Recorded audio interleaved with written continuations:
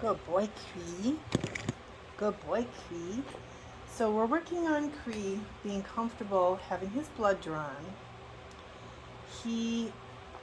As he's gotten older, he's had a diagnosis of Lyme's disease. So and he's a little older, so he's got arthritis. So that might be all contributing factors into why he's having a little bit of problems with handling, more so than he used to. So right now we've been working with a specific spot. So he's got that green yoga mat, and I've already been to the veterinary clinic. We go to Integrative Veterinary Services in Brookfield. We've already been there once, having a happy visit and just kind of playing with whether he would be more comfortable laying down, whether he'd be more comfortable sitting up. Okay, so we're just practicing different ways of doing things. We found out that he does really well sitting up and offering a paw, so we're going to work on that a little bit more today. I have a couple of implements here. I've got a little shaver because we're going to shave a little bit of hair when he actually has his blood draw, and we also have a syringe. Here, buddy. So we're going to have him sit, and I'm going to ask him if he'll give me a paw. Good boy. So I'm going to just play with this a little bit and mimic what they would normally do if they were going to do a blood draw.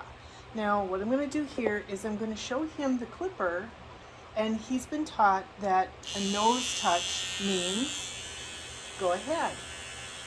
Good boy. Now we're going to go for a poke. Yes, thank you. Poke.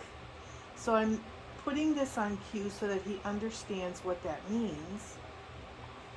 I'm going to put it back down. Pretend that I'm rubbing it. And then just before I let go, I'm going to say, okay. And that's his release word to know that he's done. And he can have treats. Good job, buddy. So while I'm doing this, while husbandry is something that dogs have to tolerate for the most part, I don't know that many of them really enjoy it any more than we do. But giving them a little agency and control of what happens, good boy, within this framework at least makes it a little more tolerable and a little less scary. So I've given him start button behaviors. We've taught touch. That seems to be the one thing he likes to do, is to touch. We've also taught him a chin rest. Good boy.